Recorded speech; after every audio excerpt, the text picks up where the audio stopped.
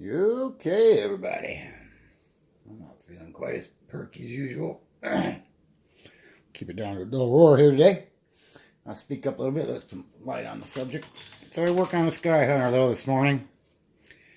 And what we're doing here, if you see the black line, this is the horizontal stabilizer elevator. I'll come back a little bit.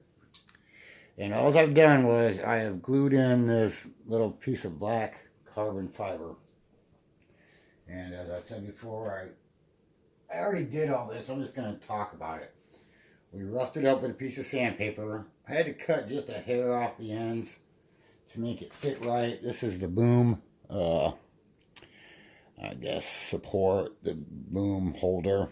And ultimately it fits on here and slides over this little piece of carbon. And we'll score this all up, probably just with a hobby knife. Let me score that a little. And I'll probably use epoxy again. And what I've done here is I've epoxied this little piece of carbon in here. And the way I did it to keep it from being a mess was I laid down the blue tape on either side of the slot. I mixed up some epoxy. And it's still a little tacky because it's 30-minute. I've already just got done doing this. It's already getting pretty, see how it's pretty funky. Couldn't do much with that anymore. Anyway, I laid it down in there with a toothpick, and then I pressed the carbon into it, and then pretty much immediately pulled the tape up. That way, we don't want to dry into the tape. So the kind of funky part about this was, there's a slot over here. This slot, this rod just basically fits down in there perfect. The issue is, over here on this other side, the gap is at least 3 times the size. And the reason for that is because the servo goes here and the wire slips down in there. So if you look real close, I was real careful. Just put epoxy on this kind of backside, just a tiny bit down the bottom. I figured it would ooze onto the carbon a little bit. And right here, it just happens that MB skewer, I cut a few little short pieces off and just have that pushing it back up against there. And I've been kind of doing this, pushing this back in a little bit, here and there.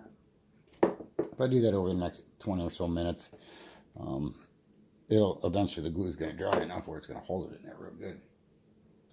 And we wiped a little bit of it off, and I got a little piece of tape holding this side down, because that's the side it seemed to want to pop up a little on me.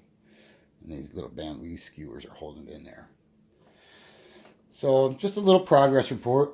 And the only other thing I did, since I was mixing up a little bit of glue, and you can't see it, maybe I could show it to you here though. I'll go ahead and try this, it shouldn't hurt anything.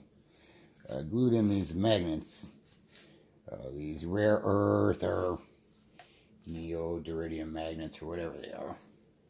This is for the canopy hatch. If I slapped this down in here, I'd probably grab onto it, and I'm afraid it would move them. So I'll let that dry for a little while, and then I'll take them off, because they were kind of popping back out too a little bit, maybe from having a little extra glue in there. And then down here at the bottom, I'll just pull to one side. There's a piece of ply, a magnet, and just doing this to kind of hold it all down flat. You usually don't have too much trouble pulling this kind of tape off of even epoxy that's already dried, you know. It ain't that big a deal. So we got some magnets and some ply, and we did the horizontal stab. Put the carbon in there. We're just going to let that dry. And the only other thing I've done since my last video is, I believe in my last video I called these motor mounts, but they're not motor mounts. These are the wing mounts, and they fit in the top side of the fuselage here. Move my camera a little closer. And it's a tight fit, and it probably should have went in when I was doing the 2 halves. But I've gotten them in there, and there's a way to do it. Trust me, they fit in. And I'm kind of glad about it, because when the time comes and I want to mount my Vector or whatever in there, and I got this plate sliding around in there, if I need to adjust something, it'll be a lot easier to get in there without these. They fit kind of up underneath here, and you bolt the wing down, it just kind of compresses on itself because it's up underneath here. Kind of goes in and under. I might be able to kind of sort of show it. Fits up under here, and it's kind of a little trick to get it in there, and they go sideways, and your bolts go down through here. And then on the back side of this is a couple of nuts. And I already went ahead and did it. I used some thick CA glue, some thick super glue. And I got those nuts glued in there. Nuts are glued in, so of course when it's upside down, you just go poking the bolt down through it. It doesn't drop the nut on the bottom, and you got a big pain in the butt going on. What I should have done in hindsight, now that I'm thinking about it, I could have just put a little extra drop of, epoxy right on these corners. I mean, just the tiniest bit, just to add a little more security. I thought for 1 second it was still wet enough to do it. I might try it, but I might try it here. Yeah, it's getting real stringy. I don't want to, it's going to be a mess. So anyway, little update. That's all for now. Joe over here at Hobby Pros. SkyHunter FPV plane from Ready Made RC. Pretty cool.